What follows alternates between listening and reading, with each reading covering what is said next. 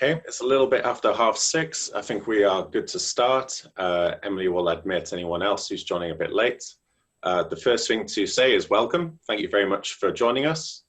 We appreciate you all being here. We'd like you to know that this event is being recorded because we're hoping to upload it to YouTube at a later point so those who can't attend are able to listen in. If you have any questions during the event, we'll be using the Slido platform that I'll talk you through in a minute. And we also have the chat box where my colleague Emily will be helping monitoring anything that people post during the meeting. So just to talk you through some initial introductions, hopefully everyone can see my screen okay. And I'll just put it on there. I'm going to just have it in this view if that's okay, but it should still be visible. So today from the Environment Agency, it's myself, Stephen Taylor and Emily Collins, but we're also joined by John Davies and Craig Fisher from JBA Bentley. We thought we'd start off by getting people to use the Slido platform, which is what we're going to be using to take in questions throughout the event and afterwards. We're going to have a 45-minute presentation session, and then we're going to have 45 minutes devoted to questions and answers. The hope is that we'll be finished before 8 o'clock, so anyone who wants to see Bake Off can, and we won't eat into too much of your evening.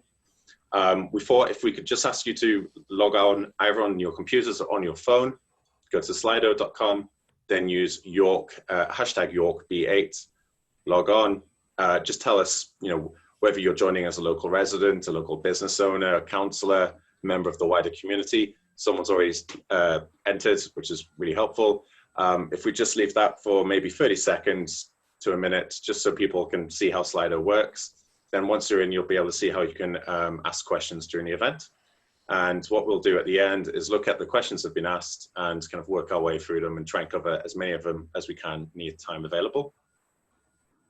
So I'll just give you 30 seconds to get familiar with Slido.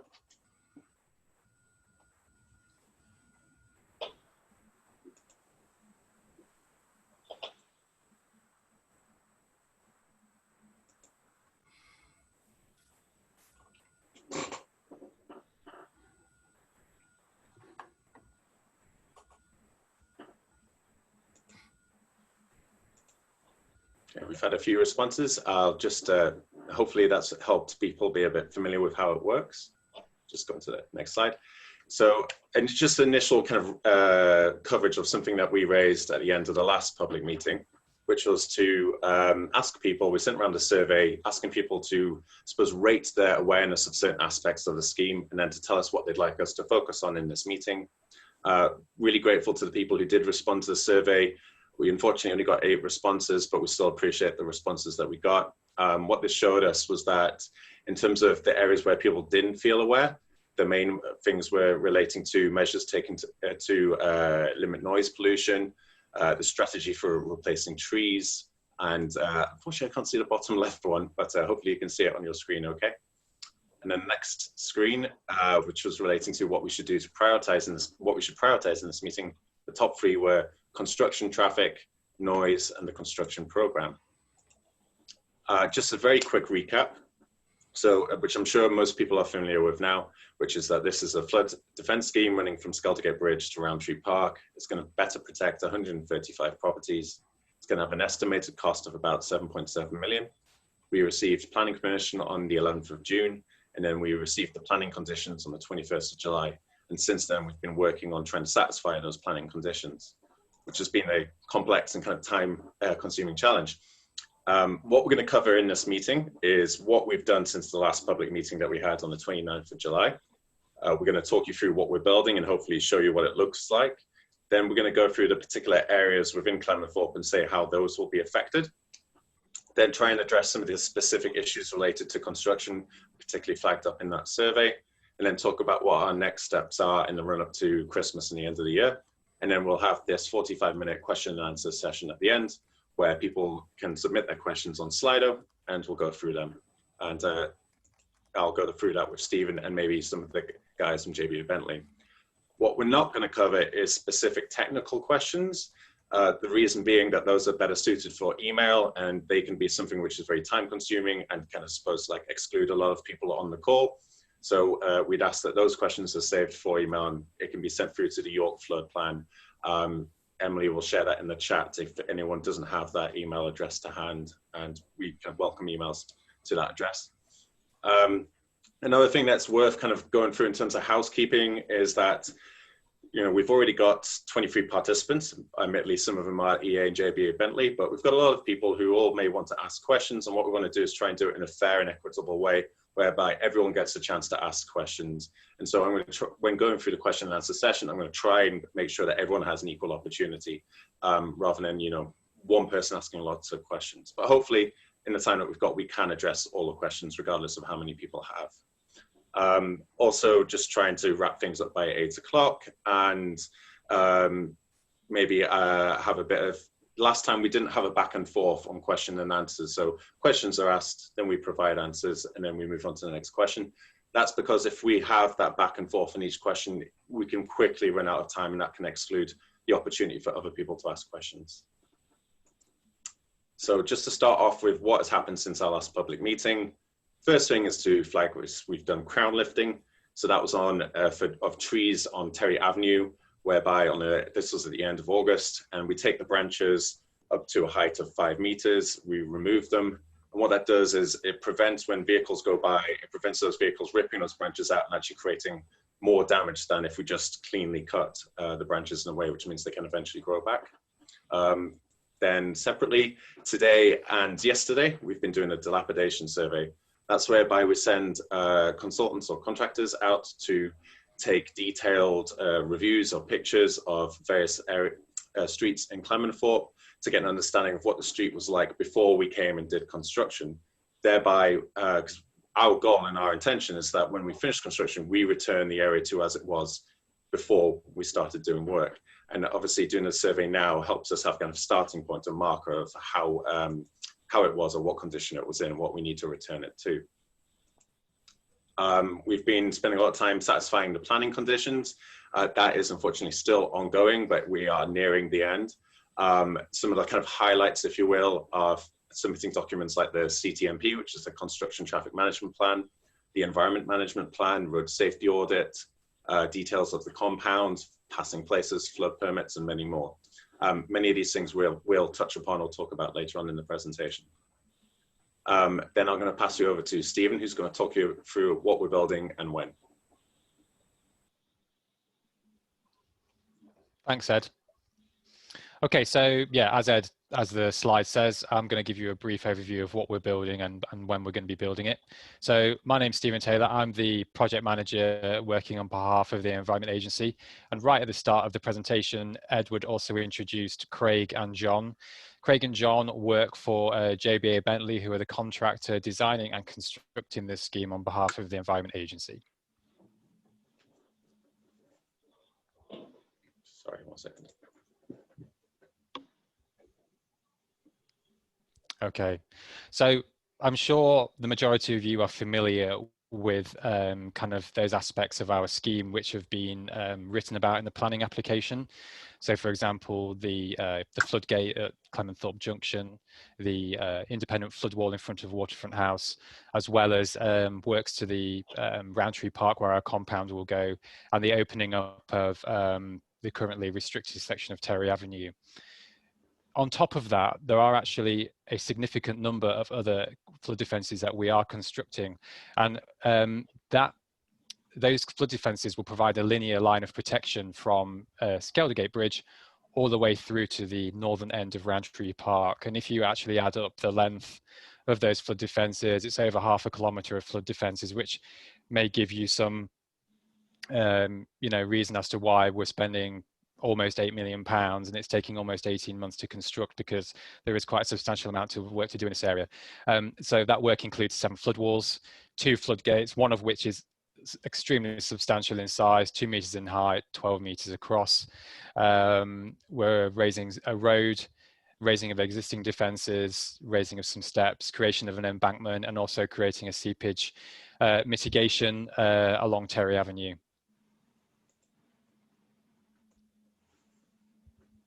So in terms of our project timescales, Ed mentioned that we are working to satisfy or discharge our planning, our pre-commencement planning conditions. the majority of those are ready, but there are a couple which are outstanding. And instead of sending through in dribs and drabs, it makes sense from a management point of view to send them over as a job lot. So yeah, we're expecting that to be done next week or the following week. Once that information arrives at the City of York Council, they then disseminate that information to the relevant officers, who then decide whether the information we've given them is sufficient, whether the quality matches what they were expecting, and then they either approve what we've sent, or they come back to us asking for additional information. The council have 8 weeks to respond once we've sent that information over to them. In terms of kind of very high level timeframes, we're looking to start the construction of the compound this calendar year, and then actually starting the main construction works in January next year. And then from that point, it's roughly an 18-month construction program.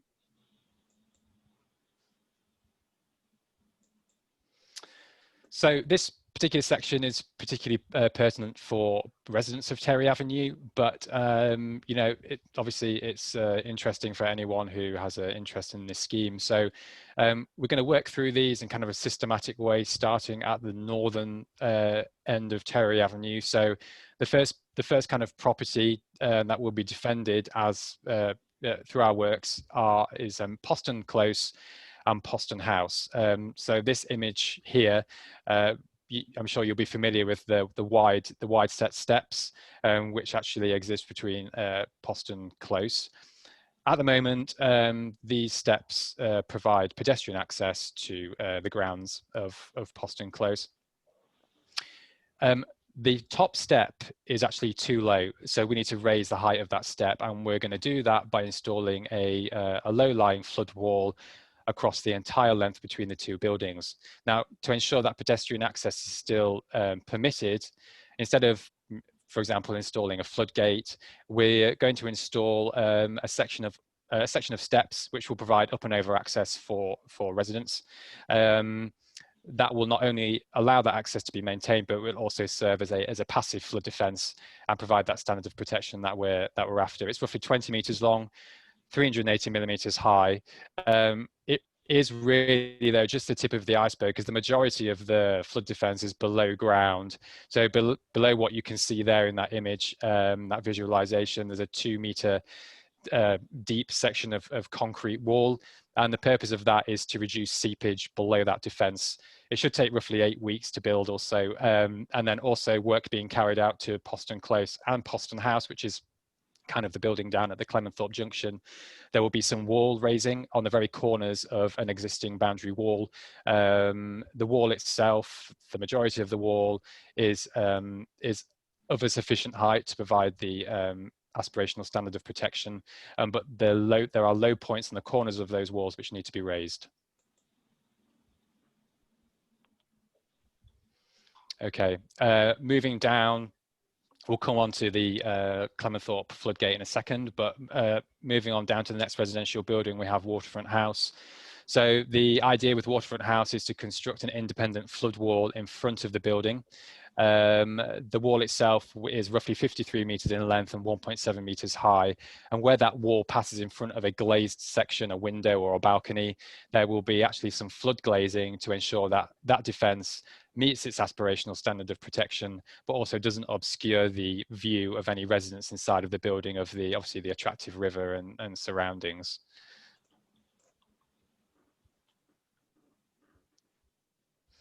One of the most substantial sections of work along Terry Avenue is installation of the ground seepage mitigation. It's a semi-permeable underground barrier, approximately 240 meters in length, and will take roughly 12 months to construct. There are kind of multiple sections involved with the construction of this element. So obviously injection of grout into the ground, as well as also installing some kind of impermeable layers as well to ensure that the defense is as long-lived as possible. We don't have any images really to show you of this, but when we've decided what rig or piece of equipment we will use to carry out the work, we can obviously share that with you if you're interested.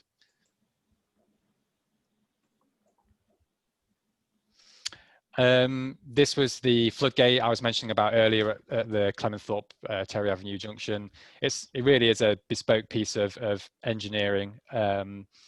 It's a substantial gate that crosses the whole junction.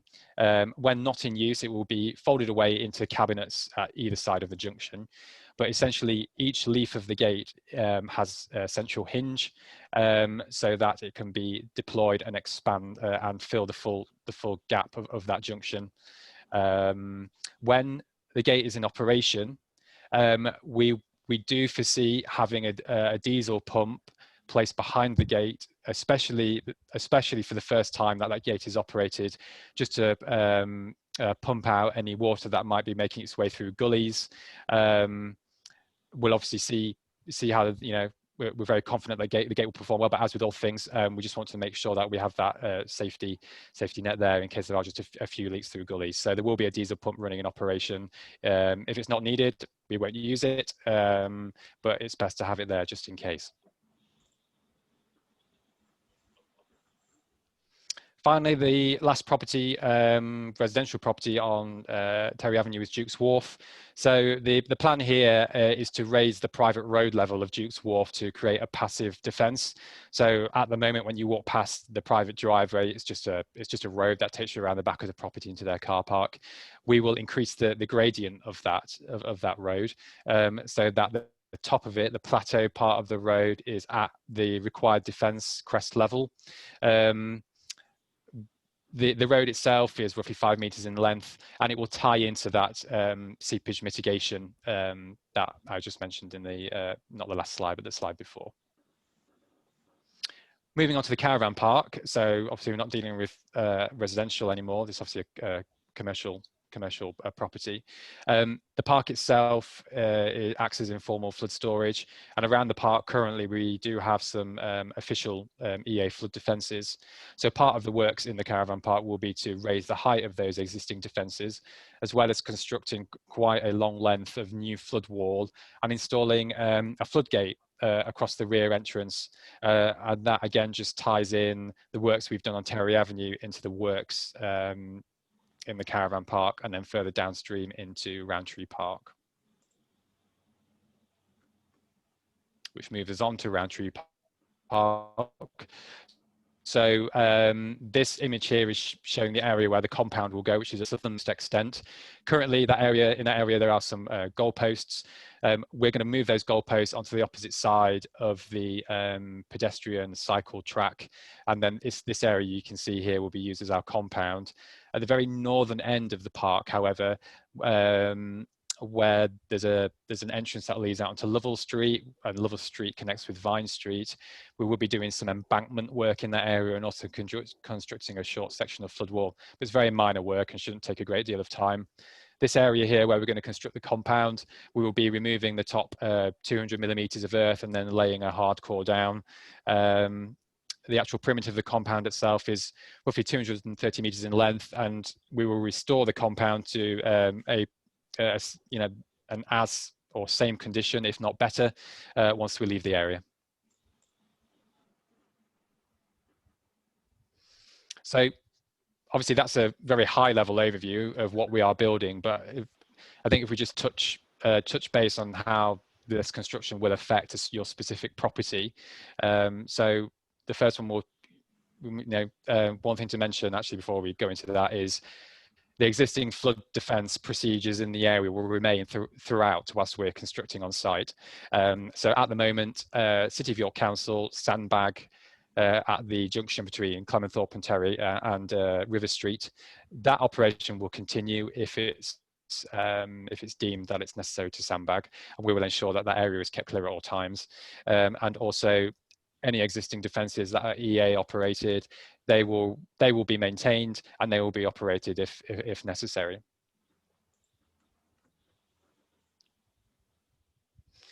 Part of our planning application was to actually have a permanent, a temporary but full closure of Terry Avenue whilst the flood defence works are under construction. So between Skeldergate Bridge and Duke's Wharf, Terry Avenue will be closed for a period of 12 months. And when I say close, I mean closed, it will be closed to pedestrians, cyclists and vehicles, and there will be no through access unless you are a member of the construction team or a visitor of site. The only exception for this will be those residents that live in the houseboats who will have access provided so that they can get to their property.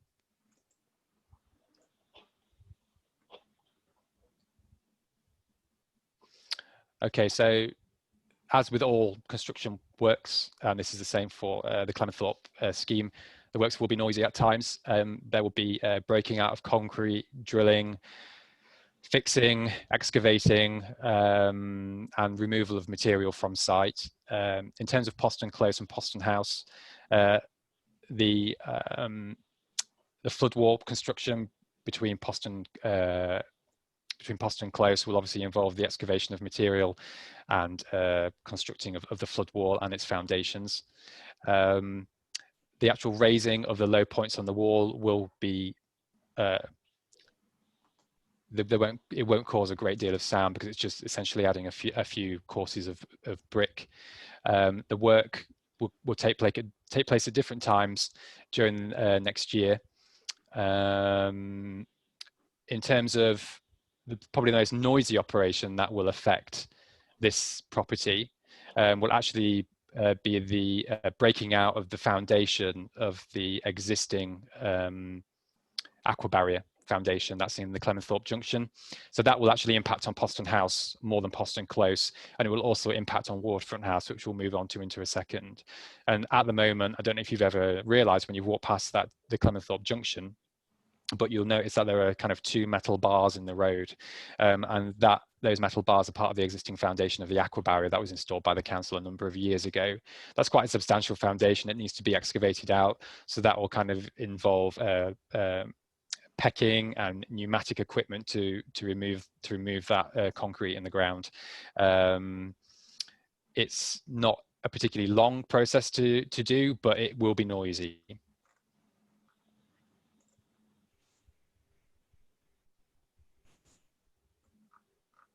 So moving on to Waterfront House. So the operation I just mentioned about the removal of the existing aqua barrier foundation, that is most likely the most noisy operation. Waterfront House will also be impacted by the independent flood wall that will be constructed in front of it. That in particular, although likely won't be as noisy as, say, the demolition of the aqua barrier foundation, it's working right up against the frontage of the building. And the work will go on for a longer period of time. Also, Waterfront House will be impacted due to the construction of the seepage mitigation. The section of Terry Avenue outside Waterfront House and Duke's Wharf is the most narrow part of Terry Avenue. So again, there isn't a great deal of distance between the residential buildings and the work face. These works will be carried out next year and also into spring of 2022. The resultant closure of Terry Avenue will also mean that residents will be required to use the rear entrance to their car park.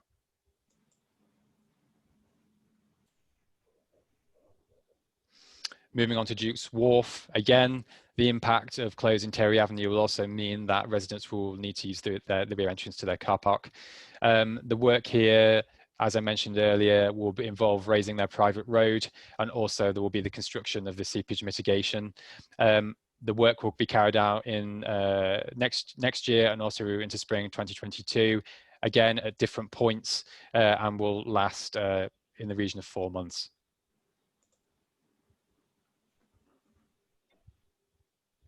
Okay, so moving on to the second business in the community, Rooms Hotel. As when this property was constructed, they were required to build an official flood wall at the back of the property. Now there was one section that was left, so it's our job to come along and basically fill that section in. It will be constructed next year and will take approximately 2 months to complete.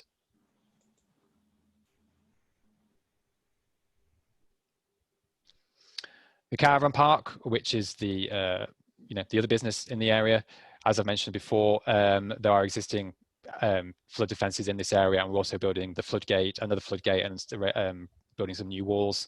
The we've already spoken to the caravan park about how we will manage the construction, and we will coordinate that construction program with them.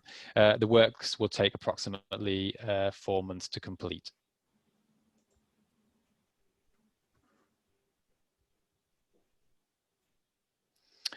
Okay, and then finally moving on to Roundtree Park. This is obviously will be the area where our construction compound is built, and the road outside of the caravan, outside of Roundtree Park, will be where we construct our passing places. The compound we're hoping to have constructed this calendar year. We can get that set up, get any prep work done, and then when we come back next year, we can start. We can kind of start the construction of the flood defences in earnest. The work won't be too noisy, and we're quite a distance away from any kind of residential buildings. And we also have had some conditions put upon us by the council in terms of kind of where our windows and doors can be placed for any kind of cabins which are double stacked. At the moment, we're not expecting to double stack any cabins, but if we were to, for whatever reason, then we would have that condition to agree to. And we're also looking to place an engagement cabin in Roundtree Park. So if residents or the public want to come in and ask us any questions, there's that kind of that place there. I've also heard just last week that Yorkshire Water are looking to carry out a replacement of a sewer in this area as well. So we will be liaising with Yorkshire Water and their contractor to see how that will impact on our works and how we can manage both programs simultaneously. Yorkshire Water have informed us that their work to replace that sewer will commence on the 5th of October this year.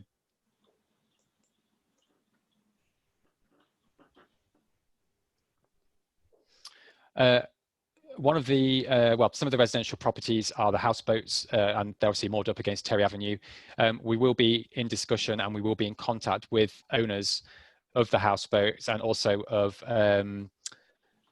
one of the houseboats is actually a business, a rental.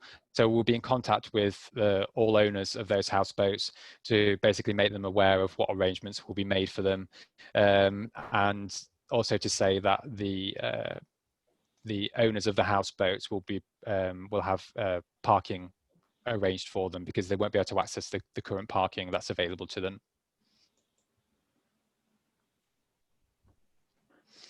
them. Butcher Terrace obviously isn't having any flood defence works built on it, but it will be the part of the main access route to the site compound. Now, in order to construct the flood defences and also to construct the compound, we will be required to suspend parking on the northern side of the street. Now, this was obviously included as part of our planning application. So when we're actually building the construction, the flood defences, the northern side of the street will have its parking suspended, but we will be providing replacement parking for residents that are affected, and that replacement parking will be actually down where the compound is, so you know, at the bottom of Butcher Terrace. During the 2 or 3 weeks when the compound is being constructed and mobilised, we will also have to have another a preliminary parking suspension, but at that point there won't be any replacement parking available. So it will be the responsibility of the vehicle owner to find replacement parking. We'll obviously try and get that replacement parking built as quickly as possible, to, you know, so that you're not inconvenienced for too long a period. But it's just basically to say at this point that there will be a period of time when there won't be any kind of designated replacement parking, and it will be your responsibility to find replacement parking until that is constructed.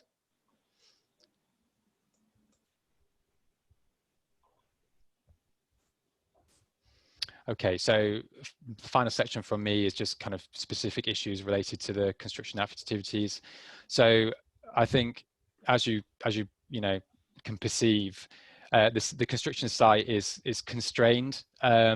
We have the river on one side, a very narrow road, and then on the other side we have residential buildings right up against the work face.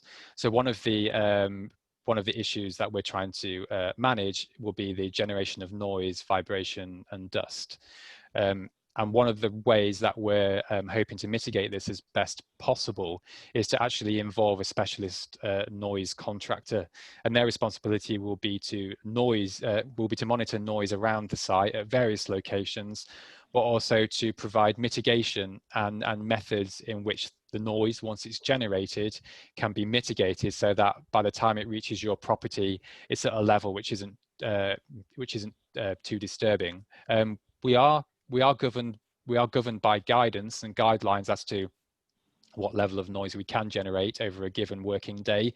So part of these noise monitoring specialists will be to ensure that those thresholds aren't breached.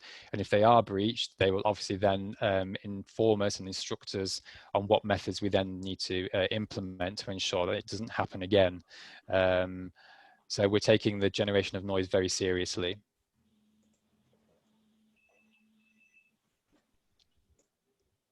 In terms of construction traffic, I know this has been a topic which has caused a number of residents concern. As part of our planning application, the council again have put stipulated hours when we can work and also hours when we can receive deliveries into the site compound. So in general, Monday to Friday, our working hours are 7:30 in the morning till 5 o'clock in the evening. Now, the intention is that staff will arrive in the compound kind of before 7:30 in the morning and get ready for the working day. Then at 7:30, there will be a morning brief, and which will probably last for roughly 30 minutes. And then after that time, the workforce will make their way down to the construction site. And then during the day, there will be some breaks, and then also there'll be a lunch time as well. We'll be working on site Monday to Friday. In the instance we do actually need to work at weekends, we can do so, but only on Saturdays and only in exceptional circumstances and with prior notification. And that prior notification, we wouldn't just have to tell the council, we would also have to inform residents as well as to the reasons why that work needed to carry on into the weekend. Our working hours at the weekend are from 9 in the morning till 1 o'clock in the afternoon. And in terms of deliveries and dispatch from site, again, we have another condition placed upon us by the council, which defines that we cannot receive deliveries to the site compound before 9 o'clock in the morning or after 5 o'clock in the evening. And again, that's Monday to Friday or in exceptional circumstances on a Saturday. The reasons we've had those conditions imposed upon us is to basically reduce the extra traffic we're bringing into the area. So deliveries are being kept in those times, well, basically outside of peak hours to reduce the traffic in the area.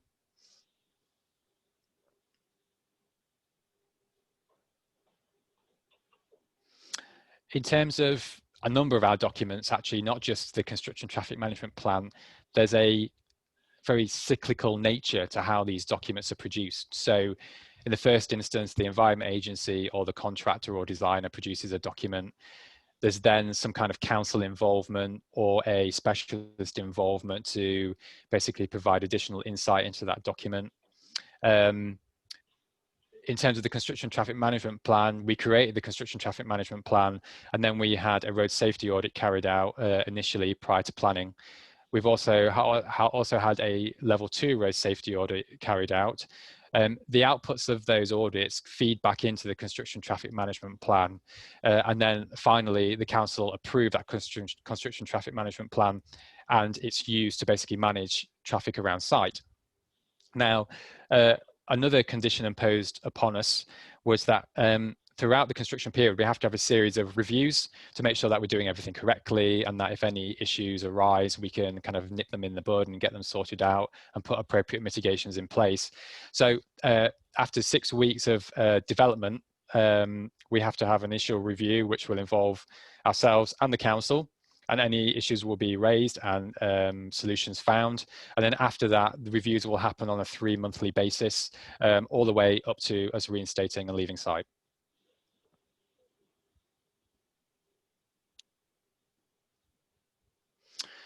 So earlier I mentioned about the 12-month closure of Terry Avenue. In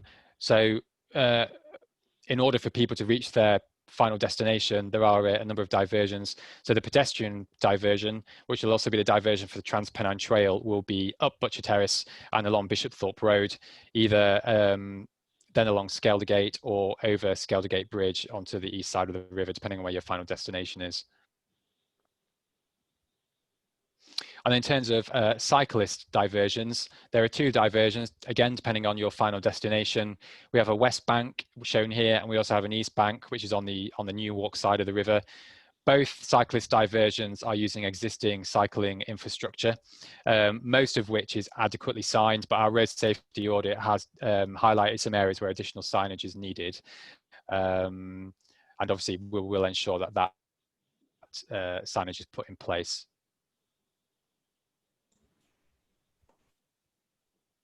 And here's the East Bank cyclist diversion. One thing to mention is that Millennium Bridge will be unaffected. So the east-west cycling route will remain in place. And obviously pedestrians and cyclists can enjoy the use of Millennium Bridge. That won't be impacted by our work.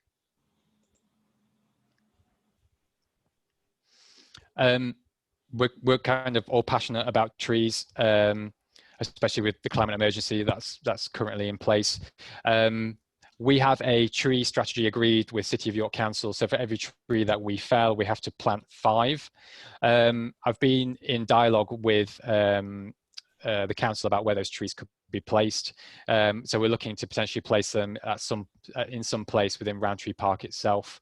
As part of this scheme, we've identified 3 trees that have to be felled. So if those 3 trees are felled, we'll be looking to replace 15 trees with native species or species similar to the tree which was actually felled. If you know of any areas where tree planting could be carried out, then we're always open and welcome to suggestions. Thank you very much, Stephen. And just to round things off, I'll talk through what's next. So first thing, which is we always like to try, well, have to and want to flag, is the program risks that exist.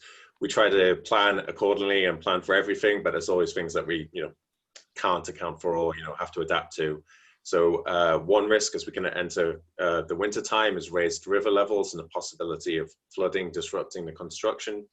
There's always COVID, unfortunately, as we look at a possibly bleak winter.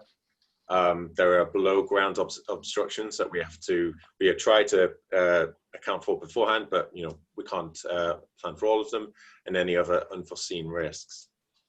In terms of talking through engagement arrangements, so in terms of what we're doing, we've been sending out monthly project updates on newsletters. After we've sent one out, the last one we sent out was last week. However, we will wait until we've heard back from City of York Council regarding the planning conditions before we send out the next one. So it won't be quite monthly, but just because we want to wait until we've got something big to report and update you on, but we'll keep on doing that. Similarly, we've been having these virtual events, like this, the last one was in July, this one here. We're going to be looking to put up notice boards and construction boards. We're aware that some people don't like using email or don't have access to email, so we've set up a phone number with the National Call Centre. And if you know of anyone who might need it, please get in touch and share it with you. But it was also on the newsletter, and we put it on our webpage. And then we'll also sometimes use social media and press releases. And from a community perspective, we always encourage you to email us at York Flood Plan. And to sign up to our mailing list. We now have 174 people on the mailing list, which is great, but we're always looking to increase it to make sure that we're reaching as many people as possible. And we encourage you to attend virtual events like this. We really appreciate you taking the time out of your evenings to come and learn more and to ask questions. And if we ever circulate surveys and those kind of things, we love to hear from you, and it helps kind of improve our engagement work. Another thing that we're hoping to do is, and we're set in motion, is to have a community cabin on the compound. You'll be able to access this cabin without having to go through the construction site. The idea is that we'll have a location on site whereby at kind of regular intervals, we'll have a member of staff go down and meet with members of the public. It would have to be pre-arranged. Now, obviously, COVID is that kind of big uncertainty, and we'd make sure that we don't have too many people in the room and that we have hand sanitizers and wear face masks. We have to kind of adapt to the situation, but the idea is that we would have a location where we could meet members of the public. People have questions, want to learn more information, and provide kind of information materials as well. That should be hopefully opening up in January, but as I say, it kind of depends on the COVID situation. In terms of what we'll be doing before Christmas is we'll be building the construction compound if we get the planning conditions agreed with or satisfied with CYC. We're going to install some construction and proposal and notice boards. We'll do some preparatory work in Terry Avenue, and we'll prepare that community hub for January. And sadly, we also have to say goodbye to Vicky, who some people will know, who's done a great job on this project alongside Stephen Taylor and Jay Babman and everyone else. She, unfortunately for us, we're losing her, but the national team are gaining her as she's working on a PFR job nationwide. I've kind of sprung this on Vicky. I don't think she was expecting this, so I don't know if she wants an opportunity to say anything, but I've just unmuted her in case she does. And that doesn't mean we're losing. Oh, she's joining us. Hello, I've joined you. I will apologise. My children are in the process of going to bed, so there's a little bit of noise in the background. I do apologise. Yes, thank you. Unfortunately, I am moving on for a year to work at our national head office team, working on property flood resilience. Despite it being a national role, I'll obviously still remain in contact with the York team and be able to help out on obviously project delivery for York. Really enjoyed working in Clementhorpe, so thank you ever so much to everybody from a project team point of view, but also from the community. An absolutely amazing community to work with, great community spirit, and I really do hope that you stay informed and in touch with the team, who are obviously incredibly dedicated to make this scheme be delivered on time, so thank you. Thanks so much, Vicky. And just to reassure you, although we're losing Vicky, we are gaining Mark Fuller, who's on the chat. He doesn't have a presentation or anything, but just to say we are adding to our team to replace Vicky as best as possible, which obviously is quite the challenge. So now that finishes our presentation, and we're going to move over to the question and answer session. I'll switch over to the Q&A, see if I can move things up here. So what we're going to do is go through the questions, try to make sure that we kind of give everyone a chance to ask one question, and anyone who's got secondary or third questions, we can then address them. The first one actually I can address, which is, I'm just going to read these out verbatim and then direct them to the relevant person, but in this case I can address this one. So the question was, why are questions limited to only 150 words and spaces? This is totally inadequate for the public to put a meaningful argument. Well, we would say that if we do take away that word limit, then you sometimes do get rather lengthy diatribes, for lack of a better word, or descriptions, and we are trying to make sure that we give people equal amounts of time. As such, you know, we have to kind of draw the line somewhere in terms of words, and we think 150 words and spaces is a kind of adequate amount.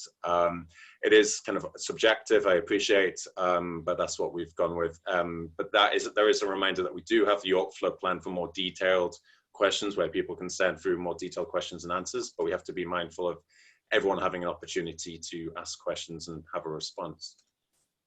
Next question is from George.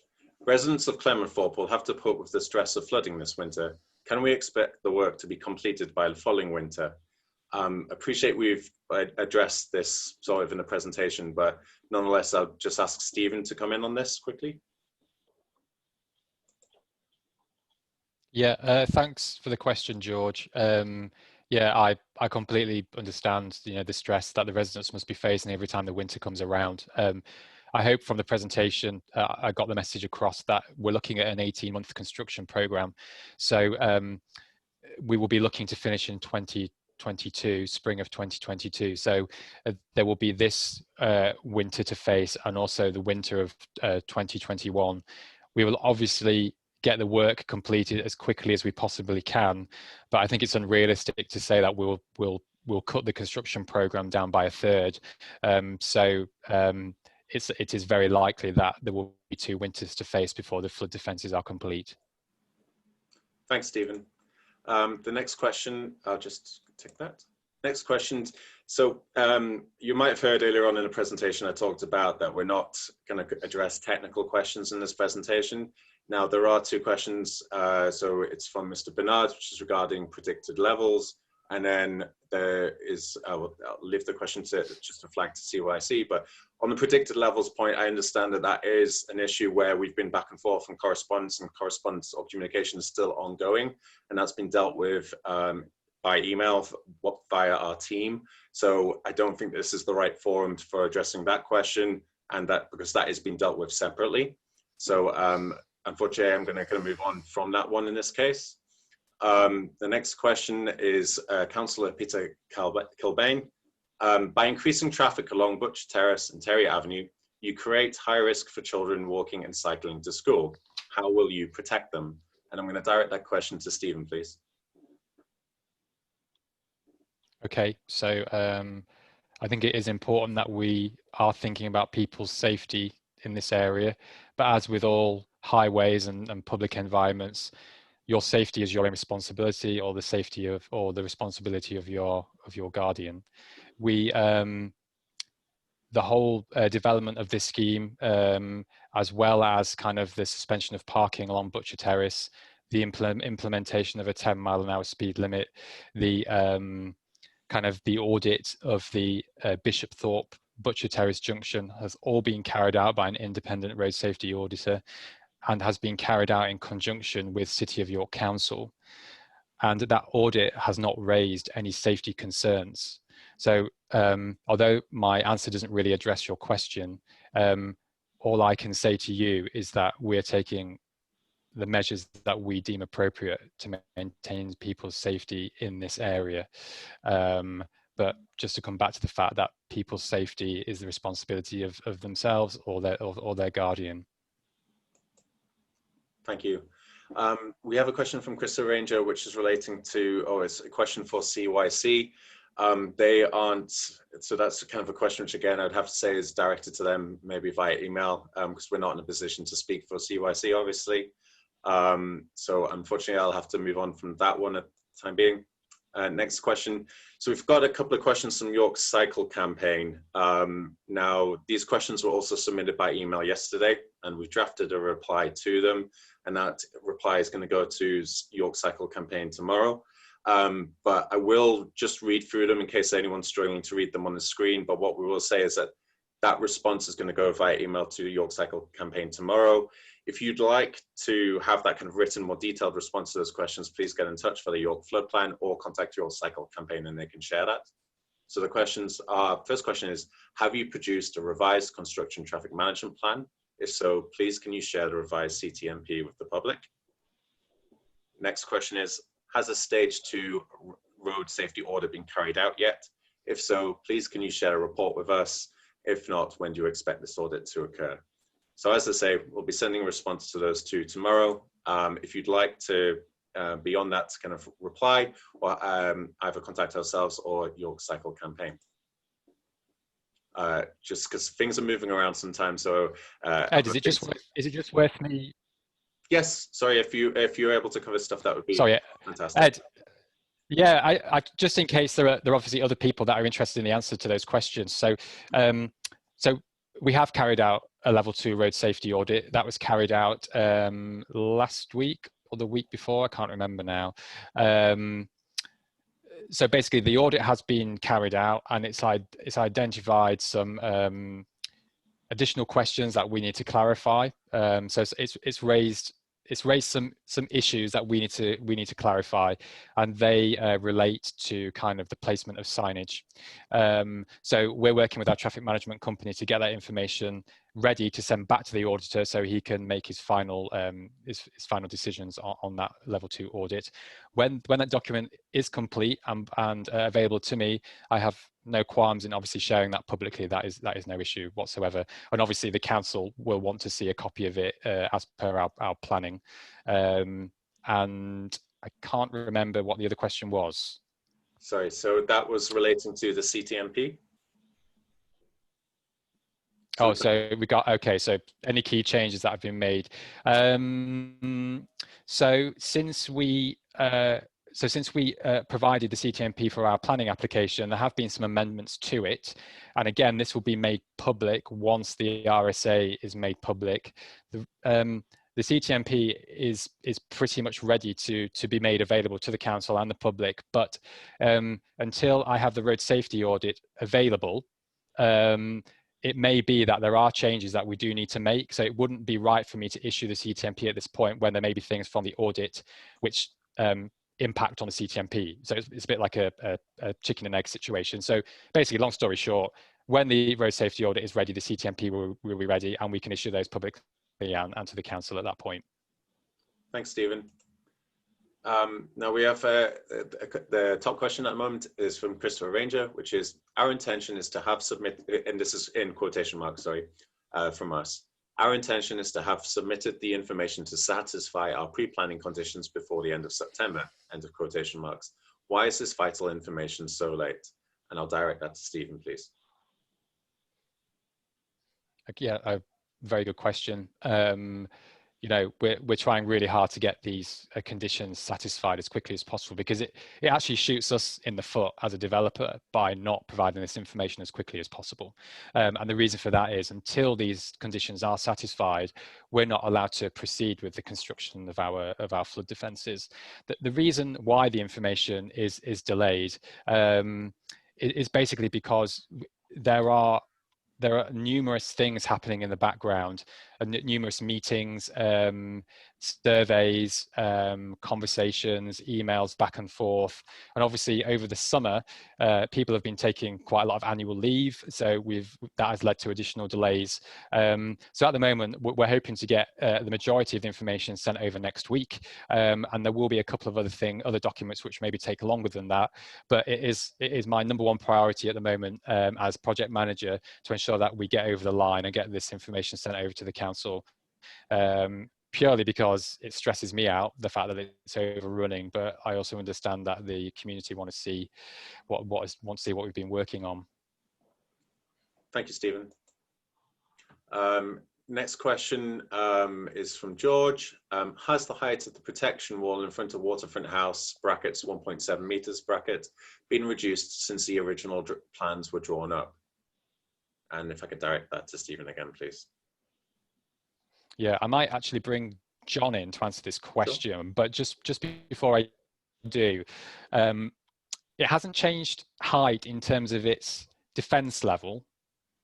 It still will provide the same standard of defence, but what has changed is that the original drawing, or the original concept, was to actually have the columns or the piers of the wall going higher, and to have the balconies, etc., of the existing balconies that are there, they were going to be kind of mounted on the exterior of the wall. So it was actually a taller wall, but the defense aspect of that wall has remained the same. So what we've done is we've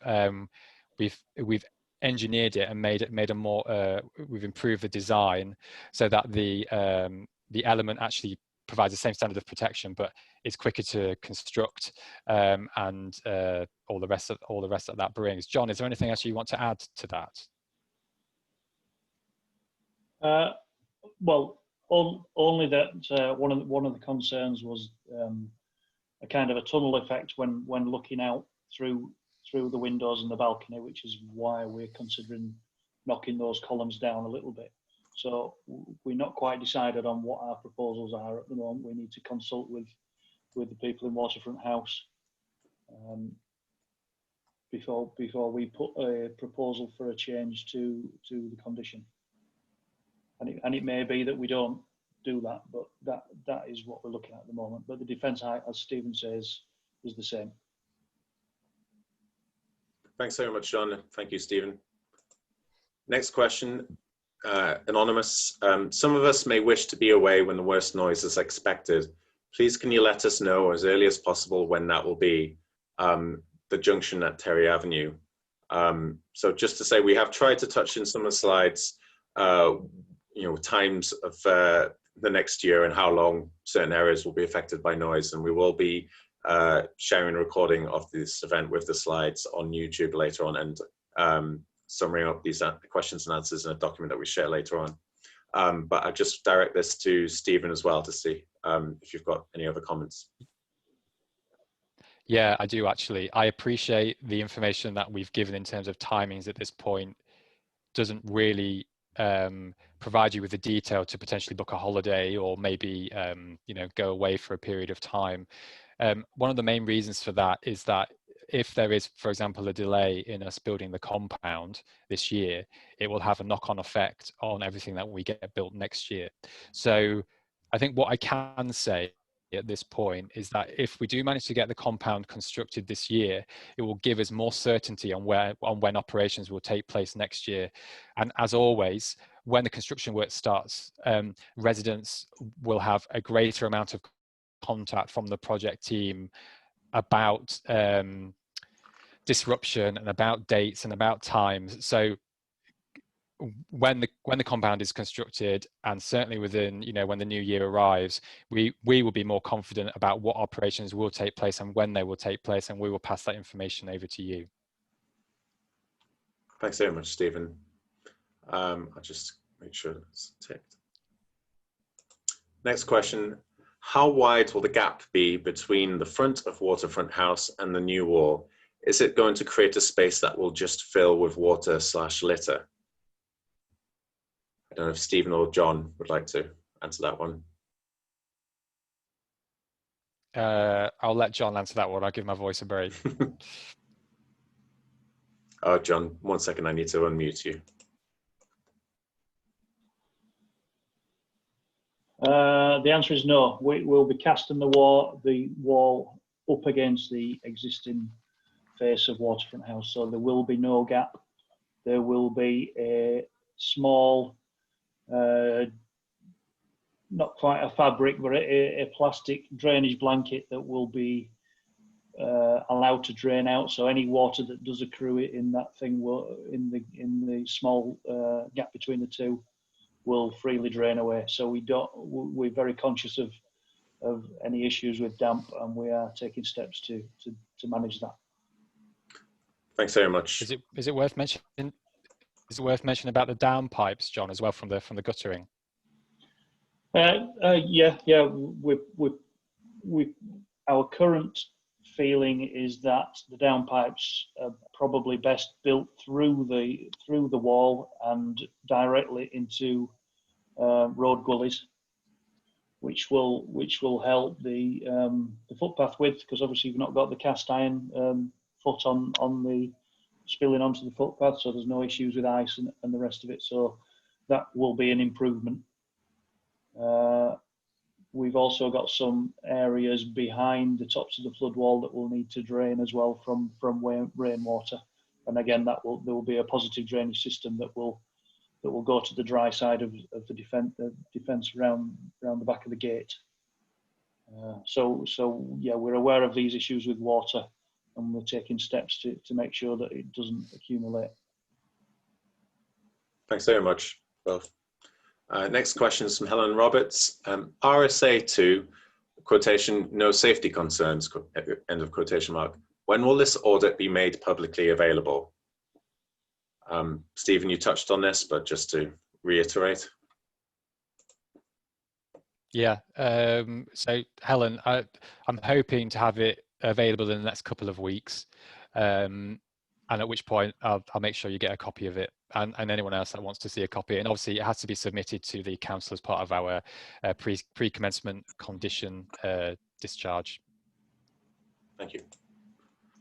Just check in case there's someone who hasn't asked a question before we go through people who have previously asked. Okay. So we've got 2 remaining questions on York Cycle campaign. Sorry, 3 that we'll, if we can go through. So the first one is, have you used the latest cycle infrastructure design guide issued by the government in July 2020 to manage cycle movement on Butcher Terrace? Direct that to Stephen, please. Yeah, I mean, this is part of the response, isn't it, that we're going to send back. Yeah. I've had a conversation today with the independent auditor, and basically that guidance is in relation to the construction of new infrastructure, and basically in order for the government to provide funding for any new infrastructure, it has to ensure that this guidance has been followed to make sure that it's the best infrastructure it can possibly be in relation to the guidance provided. Because the junction is actually an existing junction, and our impact on that junction in terms of increased cycle numbers is temporary, the road safety auditor has deemed it inappropriate to use that guidance. Also, modifications were done to the junction with 10 years ago or so, which included the provision of reservations. Again, the audit has found that the junction is suitable to cope with the current traffic, but also to cope with any increased traffic as a result of our construction. So to answer the question, we haven't used the guidance, but we've looked at it and we've come to the conclusion that it's inappropriate to use it. Thank you, Stephen. And just to cover some other questions from York Cycle Campaign, which we will be responding to tomorrow. Does the CTMP use the junction assessment tool, Appendix B, page 178 onwards, to assess the junction where Butcher Terrace meets Bishopthorpe Road? And if I could direct that to Stephen. Yeah, again, this is kind of related to my previous answer. Any change that we're imparting on that junction is temporary, and again, the guidance doesn't relate to what we're doing. So no, it hasn't been used, but the junction has been assessed independently by the audit, and based on crash, incident crash safety over the past 10 years, plus the fact it's part of the existing cycling infrastructure and has been audited by the council, plus the fact the council has been involved at every step of the way in coming to the conclusions and the final outputs of the road safety audits. Again, we're confident that the guidance doesn't need to be used, but also that the junction is safe. Thanks very much, Stephen. We actually have two questions relating to correspondence that we received on the 24th of June relating to cycling diversion routes. So we will be responding to that hopefully tomorrow. Is there anything you want to add on that, Stephen, or happy for that to be really. Yeah, just to say that those papers, which were really intricately put together, and clearly a lot of time has gone into it. We've looked at them ourselves, but we've also run them past the independent auditor just to make sure that someone with an expert opinion has also cast their eye over it. And we will, of course, provide a response to you as soon as possible. Many thanks, Stephen. Next question from Councillor Peter Kelban.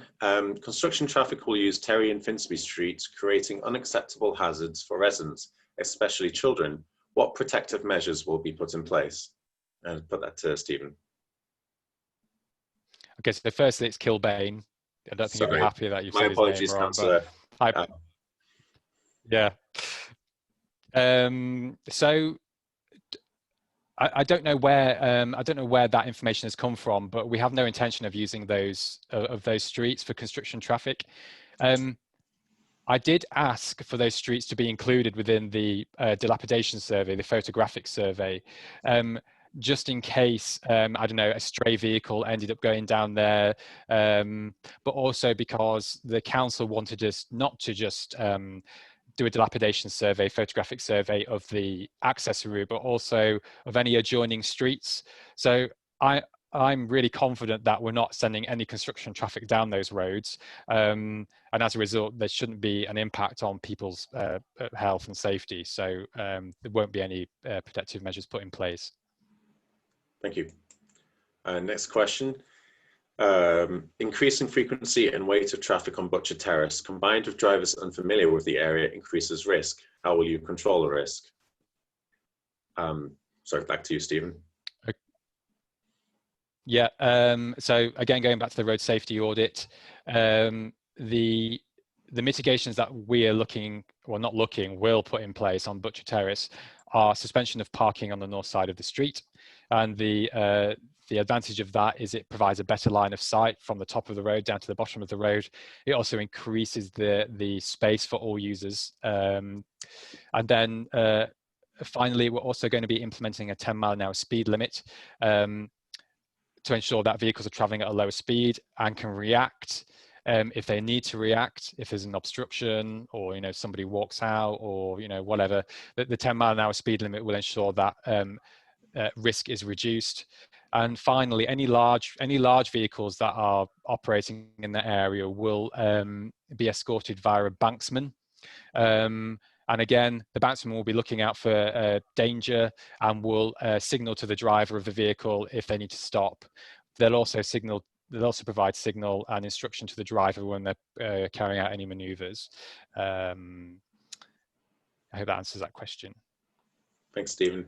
And we had just on the topic, we had a very similar question from the councillor relating to controlling risk. So I'll just read that out. I think we've addressed it with that last answer, but we'll go for it and just give you an opportunity, Stephen, in case there is anything you want to add. The question is, long vehicles reversing to allow each other to pass on Terry Avenue creates high risk to pedestrians and cyclists. How will you control this risk? Is there anything you want to add? Absolutely. Yeah. Yeah, all I would say to this is absolutely, we try to minimize when vehicles are maneuvering or reversing in tight spaces. Within the compound, we'll have a turning circle, so vehicles will come down Butcher Terrace, they'll turn into the compound, drop off whatever they need to drop off or pick up whatever they need to pick up, and then they will turn around in the compound and come back out to reduce how vehicles will, the number of vehicles that would need to reverse. Furthermore, vehicles on Terry Avenue down at the construction phase, we're hoping to have kind of an in and an out exit so that vehicles can leave via one entrance and then exit via another to again reduce the chance that vehicles need to reverse. Thank you. The next question is from Natalie. I live on Lavelle Street. Can you clarify what the modified flood defences are along the street? It looks like we have a new flood wall all along the street. Stephen. Yeah, so I'll start on this, but then I'll probably pass it over to John or Craig. Sure. So I'm not sure where you live on Lovell Street, Natalie, but so when you come off Fine Street and turn down Lovell Street, it's kind of a dead end. You get to a point where vehicles can't go any further. There's like a raised concrete plinth section area with some planters on it and that type of thing. So where the entrance to the park is at that point, we're going to be building an embankment. Not very high, probably 200 millimeters, something like that, if that, in fact. And that will allow people coming out of the park or going into the park to go over like a hump. So if they're pushing a bike or a pram, they can still get over, but it will provide as a passive defense. And then that embankment will tie into a very low lying flood wall, which will run around the perimeter of the caravan park. And then on the other side of the embankment, it will tie into high ground behind Roundtree Park. So you're absolutely right. There will be a flood wall that goes along there, but it'll be very, very small in stature. And will probably actually serve to tidy that area up. We're not sure at the moment whether the low-lying flood wall around the caravan park will actually be on the outside, or whether the line of the wall will run within inside the park, i.e. you won't be able to see it. We're still working on the methodology behind that, because from a constructability point of view, one is probably easier to construct than the other. So that's all I have to say on that. But John or Craig, I don't know if you have anything to add.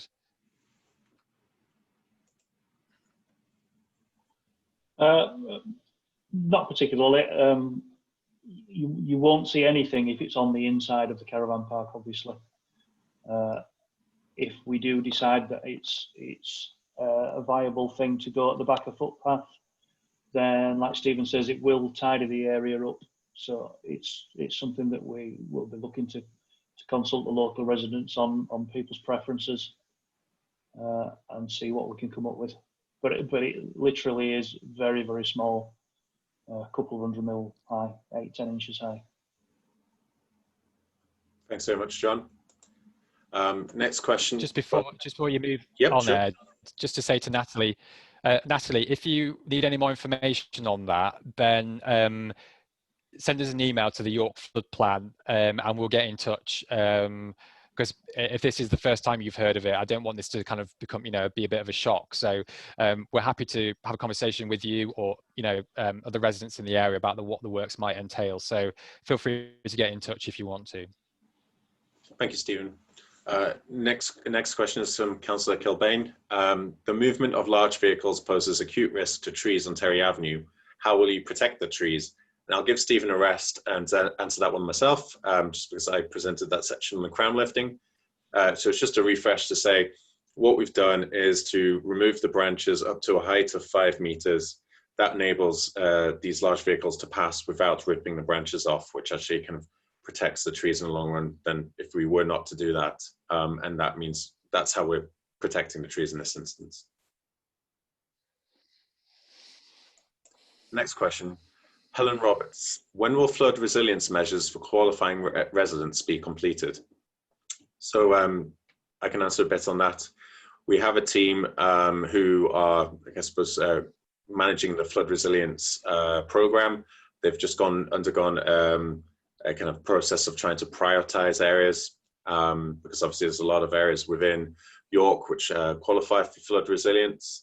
But in this case, I don't have the information to hand. So if you could send that email through to our team, then we can provide you with more information on that with respect to Clementhorpe, because I do know that they're working on a schedule of works which will contain Clementhorpe.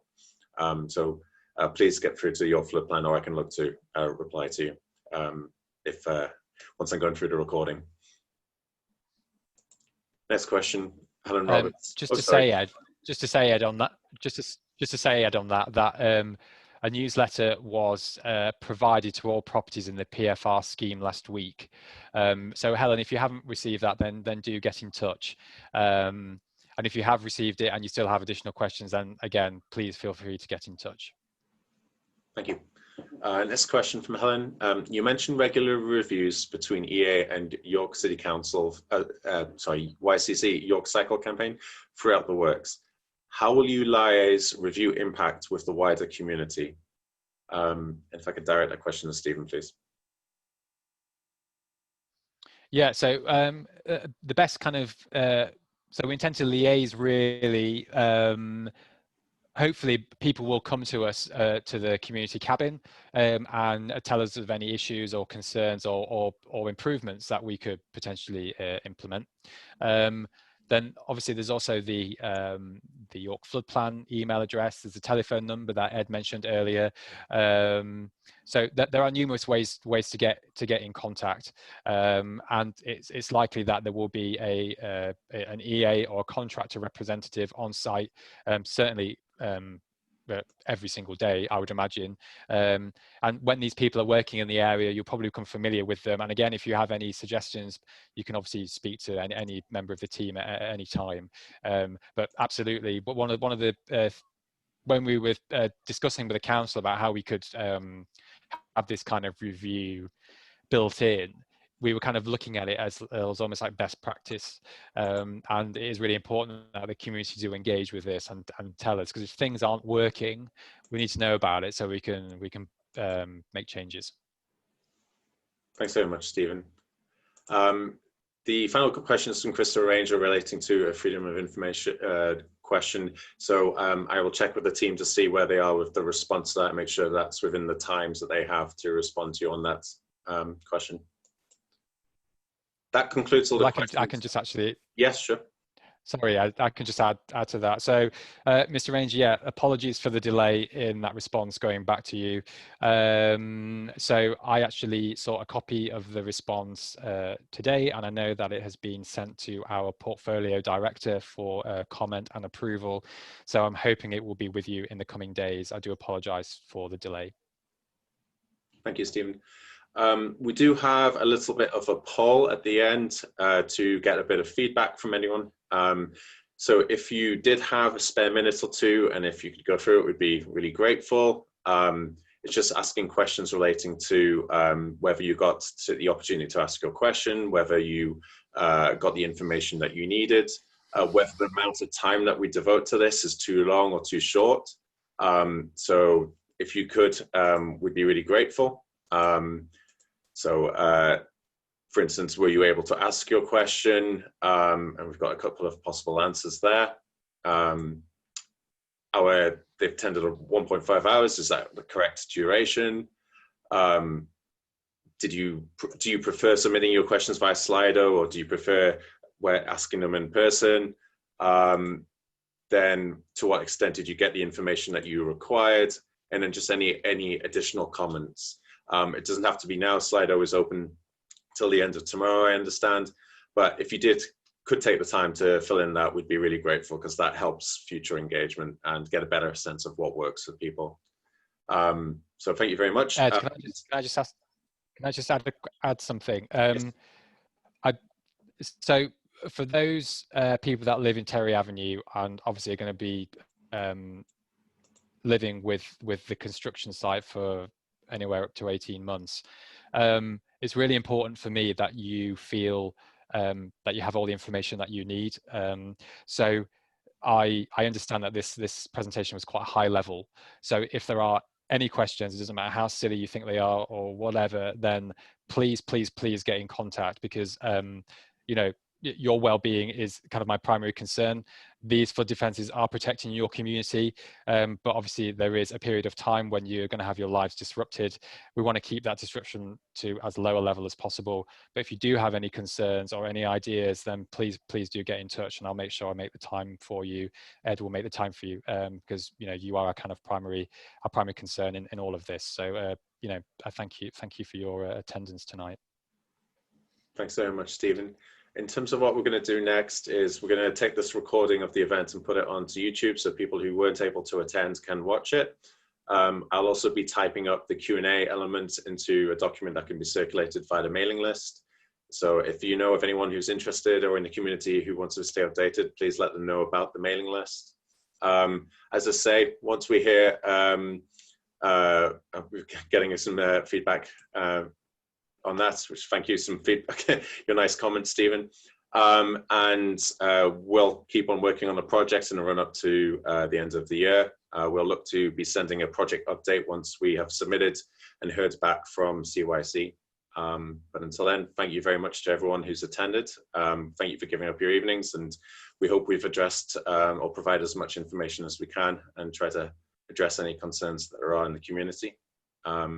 So we'll just we'll end the meeting there. A few of us will stay on the line in terms of EA employees, but thanks once again for attending, and good night.